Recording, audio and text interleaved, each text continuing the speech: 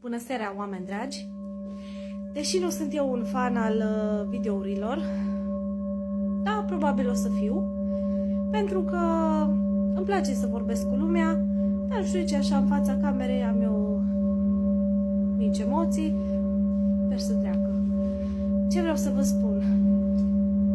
Vreau să înțelegeți toți oamenii, toți cei care mă vedeți și mă ascultați, că Marius ne salvează viețile. De ce vă zic? Oameni buni, am 2 ședințe, doar 2 ședințe, da?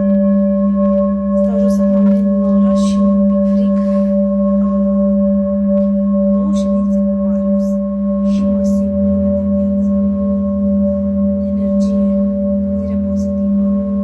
Asta lucru m-a încântat, de să credeți. Cum am fost în oraș cu mama, am petrecut puțin timp cu ea și ne-am simțit extraordinar. Deși relația noastră este mai șubredă, astăzi a fost o zi extraordinară. Am râs cu ea, am povestit, am glumit, am depănat amintiri. Se zice că relația cu mama e foarte importantă, cu părinții în general, dar cea cu mama este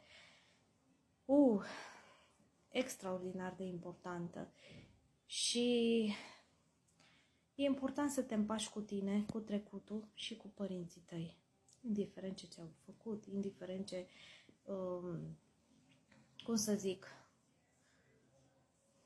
ce goluri ai, ce neîmpliniri ai, ce apăsări ai, ce dureri ai, ce traume ai. Nu știu. Lasă-le, împacă-te. Cu mama, cu tata, cu trecutul, cu tot. Iubește-i așa cum îți. Îți proști și tu ești prost. Nu, părinții îți proști și tu ești și prost. N-ai putut să ești deștept, nu? Dar iubește-i, împacă-te cu ei. Fii bun cu ei, ajută-i. A fost o seară extraordinară. Și am înțeles că trebuie să mă împac cu ei. Cu gândul că atât au putut, atât au făcut. Și toate o să meargă ca pe roate. Și Marius m-a sfătuit asta. Și mi-a dat multe sfaturi bune. Și vreau să țin cont de ele. Și vreau să înțelegeți că omul ăsta ne schimbă viețile. Vă spun, de la seara minunată petrecută cu mama, la 8 ore de cântat la muncă, cred că nu a fost o melodie să nu fredonez. Toată lumea mă întreba, Ale, ce ai, ce cu tine? Ce cu energia asta, ce cu vibrația asta, ce cu vibe-ul ăsta, cum zic toți, nu? Fain, fain. I-am urmărit toate videourile lui Marius și încă le mai urmăresc și le voi mai urmări. Abia aștept să mă pun în pat să văd ce am ratat, că în fiecare seară mă uit să văd ce am ratat. Până acum numai 2 le-am ratat de zilele trecute, dar în rest le-am urmărit cu sfințenie. Și mă uitam tot timpul cum râde omul ăsta, cum transmite, numai uitându-te în ochii lui, ascultându-i vorbele, cum îți transmite bunătate, înțelepciune și efectiv energie pozitivă. Scuze, era un mesaj acolo. Asta transmite o vibrație înaltă, putere, multă putere, și deștept omul. Asta m-a atras cel mai mult. Omul este foarte deștept. Studiază, nu vorbește tâmpenii, nu vorbește din bazme, din, nu știu, de pe TikTok, ce-o mai auzit, ce-o zis vecinii. Nu, măi, oameni buni, omul ăsta citește, omul ăsta știe ce vorbește. Mă, oameni buni, când îmi spune că e vorba despre fizică cuantică, noi mulți habar n-avem ce fizica cuantică, vă dați seama.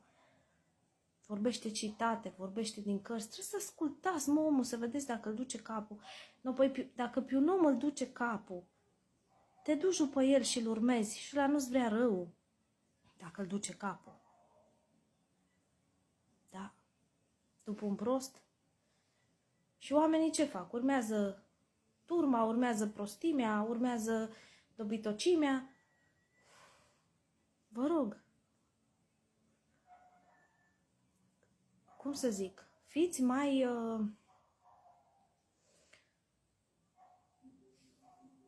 deschiși și vedeți omul care are o capacitate intelectuală. Înseamnă foarte, foarte mult. Nu mai mereți după proști, nu mai ascultați de proști.